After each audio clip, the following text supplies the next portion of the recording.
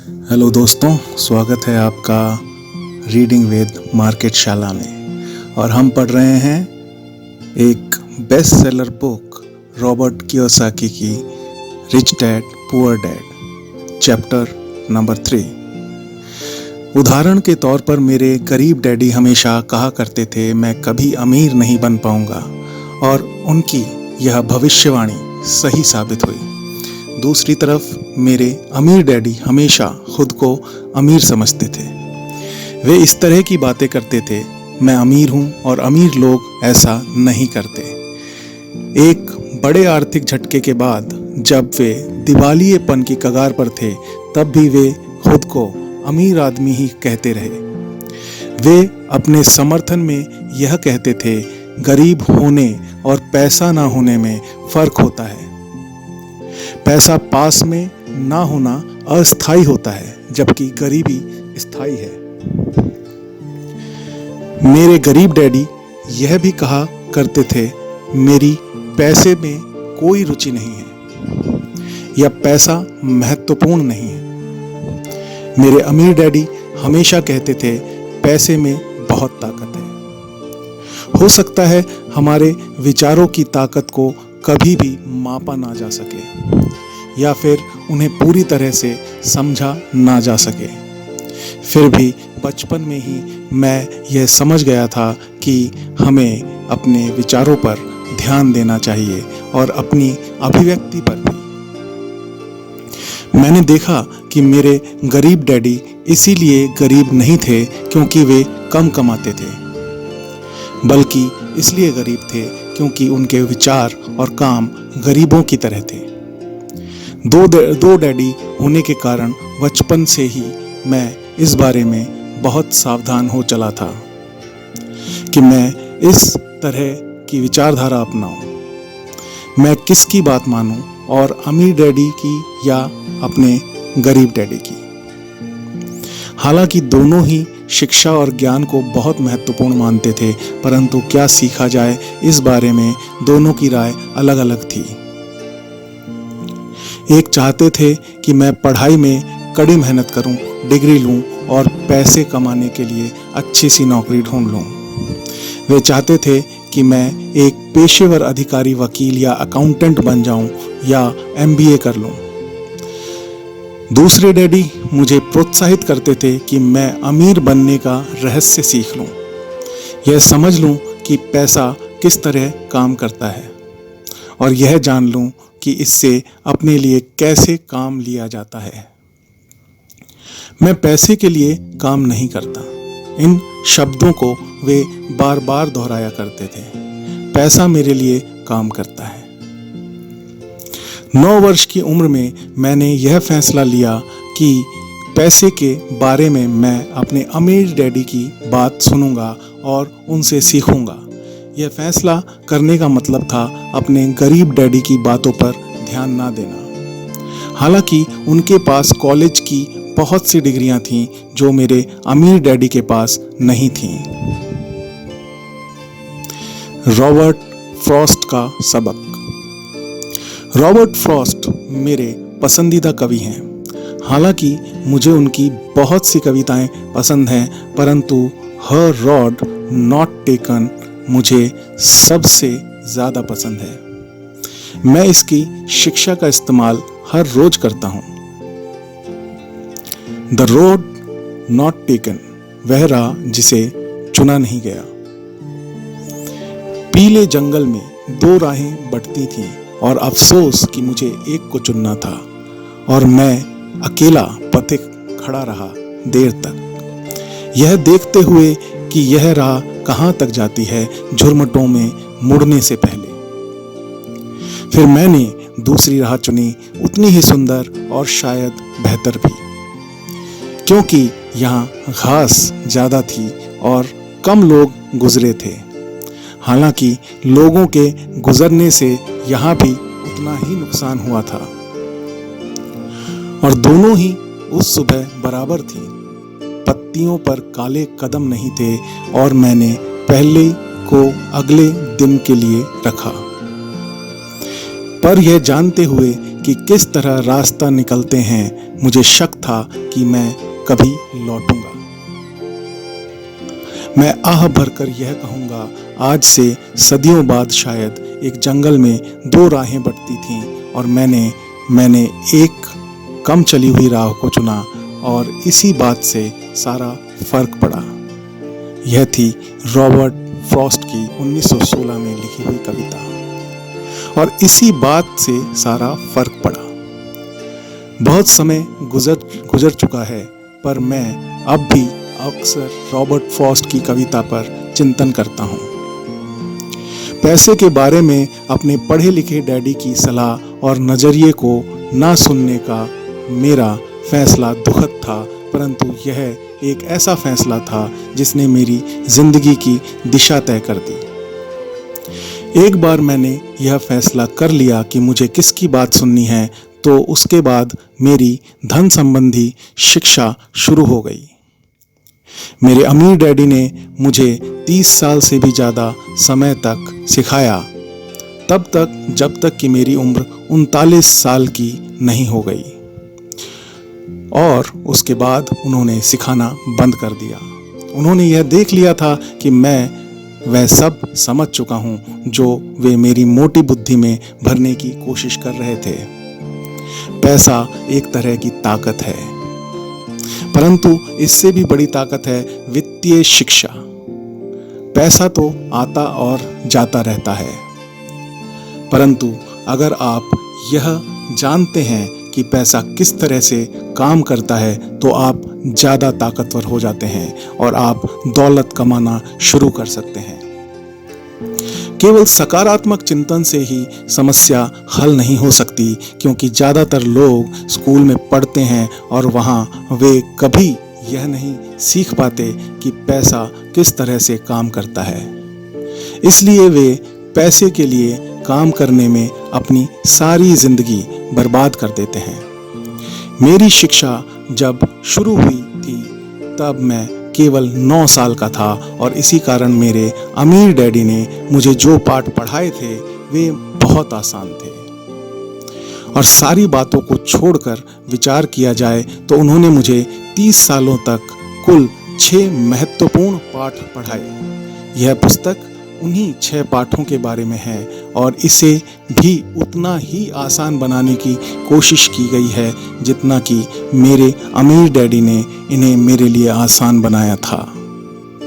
यह पाठ आपके लिए जवाब की तरह नहीं लिखे गए हैं, बल्कि मार्गदर्शक की तरह लिखे गए हैं। ऐसे मार्गदर्शक जो ज़्यादा अमीर बनने में आपकी और आपके बच्चों की मदद करेंगे, चाहे बदलती हुई इस अनिश्चित दुनिया में कुछ भी होता रहे। पहला सबक, अमीर लोग पैसे के काम नहीं करते। दूसरा सबक, पैसे की समझ क्यों सिखाई जानी चाहिए। तीसरा सबक, अपने काम से काम रखो। चौथा सबक, टैक्स का इतिहास और कॉरपोरेशंस की ताकत। पांचवा सबक, अमीर लोग पैसे का आविष्कार करते हैं। छठा सबक, सीखने के लिए काम करें, पैसे के लिए काम ना करें।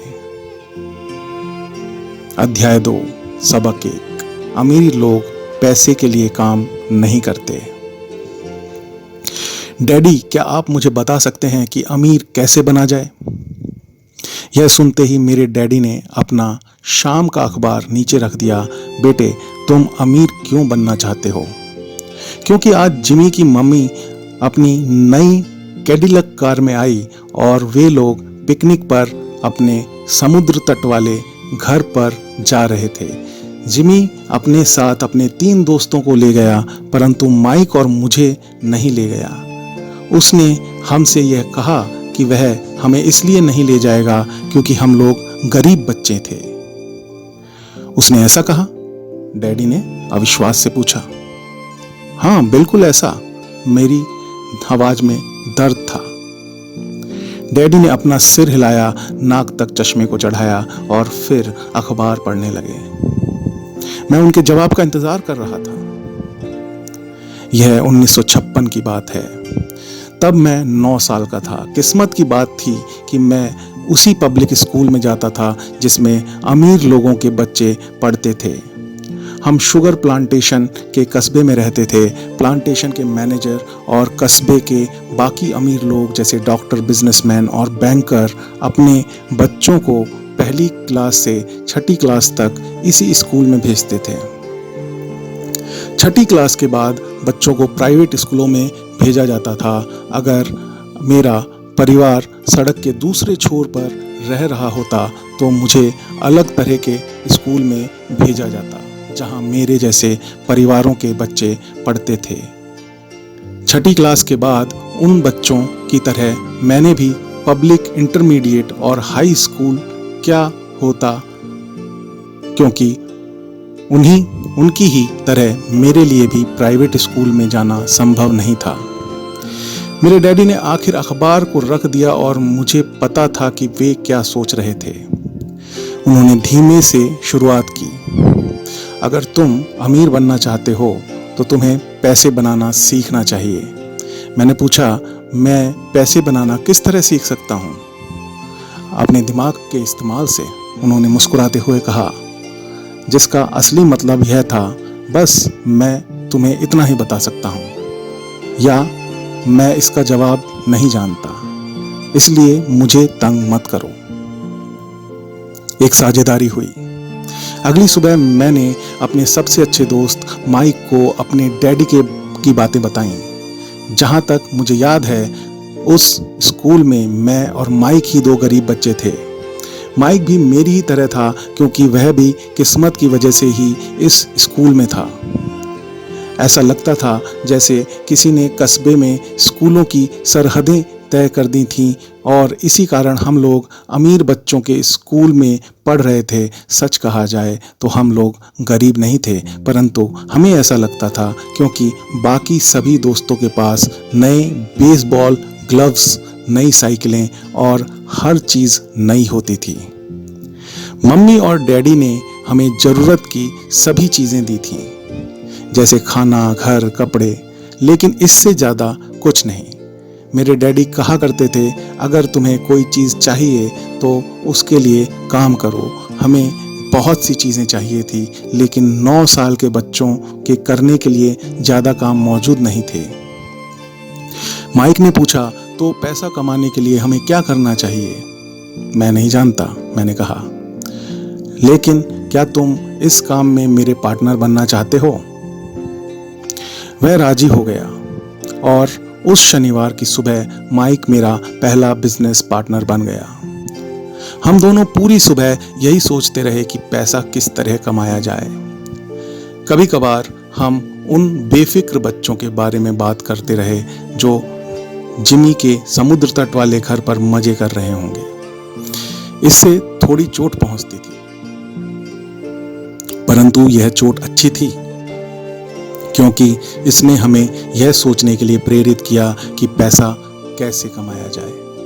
आखिरकार उस दोपहर को हमारे दिमाग में बिजली कौंध गई। यह एक ऐसा विचार था जो माइक ने किसी विज्ञान की किताब में पढ़ा था। रोमांचित होकर हमने अपने हाथ हिलाए और पार्टनरशिप के पास अब एक बिजनेस था। अगले कुछ हफ्तों तक मैं और माइक आसपास के इलाके में दौड़ भाग करते रहे। हम दरवाजों पर दस्तक देते थे और पड़ोसियों से कहते थे कि वे अपने इस्तेमाल किए हुए टूथपेस्ट ट्यूब हमारे लिए रख लें। हैरत से हमें देखते हुए ज़्यादातर लोगों ने मुस्कुराकर हमारी बात मान ली। कुछ ने हमसे पूछा कि हमें टूथपेस्ट ट्यूब क्यों चाहिए। इसके जवाब में हमने कहा, हम आपको यह नहीं बता सकते, यह एक बिजनेस सीक्रेट है। सप्ताह गुजरते गए और मेरी माँ बहुत दुखी हो गई। अपने कच्चे माल को इकट्ठा करने के लिए हमने जो जगह चुनी थी वह उनकी वॉशिंग मशीन के ठीक पास थी। एक भूरे कार्डबोर्ड के डिब्बे में, जिसमें कभी केचप की बोतलें रखी जाती थीं, हमारे इस्तेमाल किए हुए टूथपेस्ट के ट्यूब्स की संख्या अब बढ़ने लगी थी। आखिर एक दिन माँ का सब्र का बांध टूट गया। पड़ोसियों के मुड़े तुड़े और इस्तेमाल किए हुए टूथपेस्ट ट्यूब्स को देखते देखते वे ऊब गई थीं। उन्होंने पूछा, तुम लोग कर क्या रहे हो? और मैं यह नहीं सुनना चाहती कि यह एक बिजनेस सीक्रेट है। इस कचरे को साफ कर दो या मैं इसे उठाकर बाहर फेंक दूंगी। माइक और मैंने उनके हाथ पैर जोड़े और उन्हें यह बताया कि जल्दी ही हमारा कच्चा माल पर्याप्त जमा हो जाएगा और फिर हम उत्पादन शुरू कर देंगे। हमने उन्हें बताया कि हम कुछ पड़ोसियों का इंतज़ार कर रहे थे ताकि वे अपने टूथपेस्ट के ट्यूब्स ख़त्म कर लें। माँ ने हमें 1 हफ्ते की मोहलत और दे दी। उत्पादन शुरू होने की तारीख करीब आ गई थी। दबाव बढ़ चुका था। हमारे वेयर हाउस के मालिक यानी मेरी माँ ने हमारी पहली पार्टनरशिप कंपनी को जगह खाली करने का नोटिस थमा दिया था। जब माइक का काम यह था कि वह पड़ोसियों को अपने टूथपेस्ट जल्दी ख़त्म करने के लिए कहे और साथ में यह भी जोड़ दे, दांत के डॉक्टरों का कहना है कि दिन में कई बार ब्रश करना चाहिए। मैं उत्पादन की प्रक्रिया को ठीक ठाक करने में जुट गया। एक दिन मेरे डैडी अपने एक दोस्त के साथ कार में बैठकर पोर्च में आए और उनके आश्चर्य का ठिकाना नहीं रहा जब उन्होंने वह 9 साल के 2 बच्चों को उत्पादन की प्रक्रिया में पूरी गति से जुटे देखा। हर जगह बारीक सफ़ेद पाउडर बिखरा हुआ था। एक लंबी मेज पर स्कूल से लाए गए दूध के छोटे कार्टन थे और हमारे परिवार की हिबाची ग्रिल लाल दहकते कोयलों के साथ अधिकतम तापमान पर जल रही थी। डैडी सावधानी से चलकर हमारे करीब आए। चूंकि हमारे उत्पादन की प्रक्रिया ने पोर्च पर कब्जा कर लिया था, इसलिए उन्हें कार बाहर ही खड़ी करनी पड़ी। जब वे और उनके दोस्त पास आए तो उन्होंने कोयलों के ऊपर रखा एक स्टील का बर्तन देखा और जिसमें टूथपेस्ट की ट्यूब पिघल रहे थे। उन दिनों टूथपेस्ट प्लास्टिक के ट्यूब में नहीं आते थे, ट्यूब शीशे के बने होते थे। एक बार पेंट जल जाने पर हम ट्यूब को स्टील के बर्तन में डाल देते थे ताकि वह पिघल कर द्रव रूप में आ सके। इस पिघले हुए शीशे को हम छोटे छेद वाले दूध के कार्टनों में डाल रहे थे। दूध के इन कार्टनों में प्लास्टर ऑफ पेरिस भरा हुआ था। हर तरफ फैला सफेद पाउडर प्लास्टर ही था जिसमें हमने पानी मिलाया था। जल्दबाजी में मैंने उसके बैग को गिरा दिया था और पूरी जमीन ऐसी लग रही थी जैसे वहां अभी अभी बर्फ का तूफान आया हो। दूध के कार्टन बाहरी बक्से थे जिसके भीतर प्लास्टर ऑफ पेरिस के सांचे थे। मेरे डैडी और उनके दोस्त हमें देखते रहे और हम पिघले हुए शीशे को प्लास्टर ऑफ पेरिस के क्यूब के ऊपर से छोटे से छेद में डालते रहे। संभल कर, मेरे डैडी ने कहा। मैंने बिना सिर उठाए हामी भर दी। आखिरकार जब शीशे को डालने का काम खत्म हो गया तो मैंने स्टील के बर्तन को नीचे रख दिया और फिर अपने डैडी की तरफ मुड़कर देखा और मुस्कुराया। उन्होंने हल्की मुस्कान के साथ पूछा, तुम लोग कर क्या रहे हो? हम वही कर रहे हैं जो आपने बताया था, हम अमीर बनने जा रहे हैं, मैंने कहा। हाँ? माइक ने सिर को हिलाते हुए और मुस्कुराते हुए कहा, हम दोनों पार्टनर हैं। डैडी ने पूछा, और इन प्लास्टर के सांचों का क्या करना है? देखिए, मैंने कहा, इसमें एक बहुत अच्छी चीज है। छोटे हथौड़े से मैंने सील को ठोका जिससे बाहरी खोल टूट गया। सावधानी से मैंने ऊपर से आधे प्लास्टर को हटाया और जस्ते का एक सिक्का बाहर गिर गया। हे भगवान, मेरे डैडी ने कहा, तो तुम लोग जस्ते के सिक्के ढाल रहे थे? बिल्कुल सही, माइक ने कहा, हम वही कर रहे थे जैसा आपने हमसे कहा था, हम पैसा बना रहे थे। मेरे डैडी के दोस्त जोर से हंसने लगे। मेरे डैडी भी मुस्कुराए और उन्होंने अपना सिर हिलाया। उनके सामने आग और टूथपेस्ट की ट्यूब्स के बक्से के साथ सफ़ेद धूल में लिपटे हुए दो बच्चे खड़े थे, जो इस कान से उस कान तक खुलकर मुस्कुरा रहे थे। उन्होंने हमेशा कहा कि हम सब कुछ छोड़कर उनके साथ चलें और घर के सामने वाली सीढ़ी पर बैठें। मुस्कुराते हुए उन्होंने हमें जालसाजी शब्द का मतलब समझाया। हमारे सपने धराशायी हो गए थे, तो आपका मतलब है कि यह गैर कानूनी है? माइक ने कांपती आवाज में पूछा। छोड़ो भी, डैडी के दोस्त ने कहा। हो सकता है कि बच्चे अपनी जन्मजात प्रतिभा को विकसित कर रहे हों। मेरे डैडी उन्हें घूरते रहे। हाँ, यह गैर कानूनी है, डैडी ने नरमी से कहा, परंतु तुम लोगों ने यह साबित कर दिया है कि तुम में बहुत ज्यादा रचनात्मकता है और मौलिक विचार है। इसी तरह आगे बढ़ते रहो, मुझे तुम पर गर्व है। निराश होकर माइक और मैं तकरीबन 20 मिनट तक चुपचाप अपना सिर पकड़कर बैठे रहे। इसके बाद हमने अपना सारा अटाला साफ करना शुरू किया। पहले ही दिन हमारा बिजनेस चौपट हो गया था। पाउडर साफ करते हुए मैंने माइक की ओर देखा और कहा, मुझे लगता है जिमी और उसके दोस्त ठीक कहते हैं, हम सचमुच गरीब हैं। जब मैंने यह कहा तब डैडी बस जाने ही वाले थे। बच्चों, उन्होंने कहा, तुम गरीब तभी कहलाओगे जब तुम लोग हार मान लोगे। सबसे महत्वपूर्ण चीज यह है कि तुमने कुछ किया। ज्यादातर लोग केवल अमीर बनने के बारे में बातें करते रहते हैं और उसके सपने देखते रहते हैं। तुमने कुछ किया है, मुझे तुम दोनों पर गर्व है। मैं एक बार फिर से यही कहूंगा, आगे बढ़े चलो, हार मत मानो। माइक और मैं खामोश खड़े थे। ये शब्द सुनने में अच्छे थे, परंतु हमें यह पता नहीं था कि हमें करना क्या चाहिए। तो ऐसा क्यों है डैडी कि आप अमीर नहीं हैं? मैंने पूछा। क्योंकि मैंने एक स्कूल टीचर बनने का फैसला किया था। स्कूल के टीचर अमीर बनने के बारे में नहीं सोचते, हम सिर्फ पढ़ाना पसंद करते हैं। काश कि मैं तुम लोगों की मदद कर सकता, परंतु हकीकत में मैं यह नहीं जानता कि दौलत कैसे कमाई जाती है। माइक और मैं पलटे और अपने सफाई अभियान में जुट गए। डैडी ने कहा, अगर तुम लोग यह सीखना ही चाहते हो कि अमीर कैसे बना जाता है तो मुझसे मत पूछो। माइक, तुम अपने डैडी से यह सवाल पूछो। मेरे डैडी? माइक ने हैरानी से कहा। हाँ, तुम्हारे डैडी, मेरे डैडी ने मुस्कुराकर दोहराया। तुम्हारे डैडी और मेरा बैंकर एक ही है और वह तुम्हारे डैडी की बहुत तारीफ करता है। उसने मुझे कई बार यह बताया है कि पैसा बनाने में तुम्हारे डैडी का कोई जवाब नहीं है।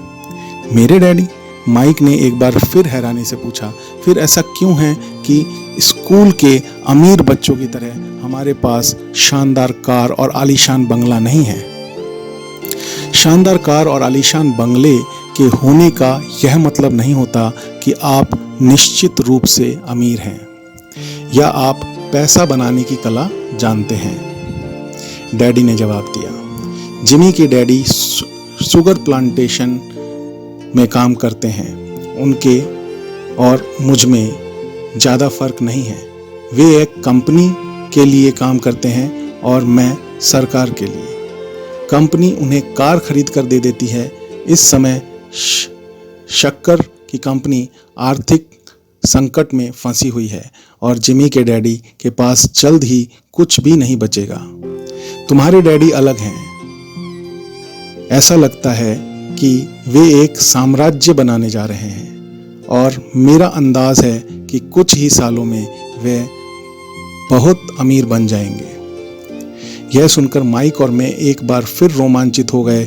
नए उत्साह से हमने अपने डूबे हुए व्यवसाय के कचरे को साफ करना शुरू कर दिया। जब हम सफाई कर रहे थे तो हमने यह भी योजना बना ली कि कब और कैसे माइक के डैडी से बात की जाए। समस्या यह थी कि माइक के डैडी बहुत ज़्यादा काम करते थे और देर रात तक घर नहीं लौटते थे। माइक के डैडी के पास कई वेयरहाउस, कंस्ट्रक्शन कंपनी, स्टोर्स की श्रृंखला और 3 रेस्टोरेंट्स थे। रेस्टोरेंट्स के कारण ही उन्हें घर लौटने में देर हो जाती थी। सफाई खत्म करने के बाद माइक बस पकड़कर अपने घर चला गया। वह अपने डैडी से बात करने वाला था, चाहे वे कितनी ही देर से घर लौटें, और उनसे पूछने वाला था कि क्या वे हमें अमीर बनने की तरकीब सिखाने के लिए तैयार हैं। माइक ने मुझसे वादा किया कि जैसे ही वह अपने डैडी से बात कर लेगा वह मुझे फ़ोन करेगा, चाहे कितनी ही देर क्यों ना हो जाए। फ़ोन रात को 8:30 बजे आया। ओके, अगले शनिवार, मैंने कहा और फ़ोन रख दिया। माइक के डैडी माइक और मुझसे मिलने के लिए तैयार हो गए थे। शनिवार की सुबह 7:30 बजे मैंने शहर के दूसरे हिस्से में जाने के लिए बस पकड़ी और सबक शुरू हुए। मैं तुम्हें 1 घंटे के 10 सेंट्स दूंगा। 1956 की तनख्वाह के हिसाब से भी 10 सेंट प्रति घंटे का वेतन कम था। माइक और मैं सुबह 8 बजे उसके डैडी से मिले। वे पहले से ही व्यस्त थे और उनके पास 1 घंटे से भी ज़्यादा का काम मौजूद था। जब मैं उनके साधारण, छोटे और साफ घर के सामने पहुंचा तो मैंने देखा कि उनका कंस्ट्रक्शन सुपरवाइज़र अपने पिकअप ट्रक में वहां से जा रहा था। माइक मुझे दरवाजे पर ही मिल गया। डैडी अभी फ़ोन पर हैं और उन्होंने कहा है कि हम लोग पीछे के पोर्च में उनका इंतज़ार करें, माइक ने दरवाज़ा खोलते हुए कहा। जब मैंने उस पुराने घर की दहलीज के अंदर कदम रखा तो लकड़ी के पुराने फर्श की चरमराहट सुनाई दी। दरवाजे के भीतर सस्ती सी चटाई थी। चटाई वहां इसलिए रखी गई थी ताकि फर्श पर पड़े अनगिनत कदमों के निशानों को छुपाया जा सके। हालांकि वह साफ थी, पर यह स्पष्ट दिखता था कि उसे बदल देना चाहिए। जब मैं संकरे लिविंग रूम में पहुंचा तो मेरा दम घुटने लगा था। वहां पुराने फर्नीचर की बदबू आ रही थी और निश्चित रूप से उस फर्नीचर को संग्रहालय में होना चाहिए था। सोफे पर 2 महिलाएं बैठी थीं जिनकी उम्र मेरी माँ से थोड़ी ज़्यादा होगी। महिलाओं के सामने एक पुरुष मजदूरों के कपड़ों में बैठा हुआ था। उसने खाकी पैंट और खाकी शर्ट पहन रखा था। हालांकि कपड़े साफ और प्रेस किए हुए थे, परंतु उनमें स्टार्च नहीं किया गया था। उस आदमी की उम्र मेरे डैडी से लगभग 10 साल ज़्यादा होगी, शायद 45 साल। जब मैं और माइक उनके पास से गुजरे, किचन की तरफ गए, वहां से पोर्च का रास्ता था, तो वे मुस्कुराए। मैं भी जवाब में शर्माकर मुस्कुरा दिया। तो ये था दोस्तों हमारा आज का एपिसोड। कैसा लगा ज़रूर बताइएगा। जल्दी ही मिलेंगे चैप्टर 4 पे रीडिंग विद मार्केट शाला के इस सीरीज में आपके साथ। सुनते रहिए और सीखते रहिए। Thank you.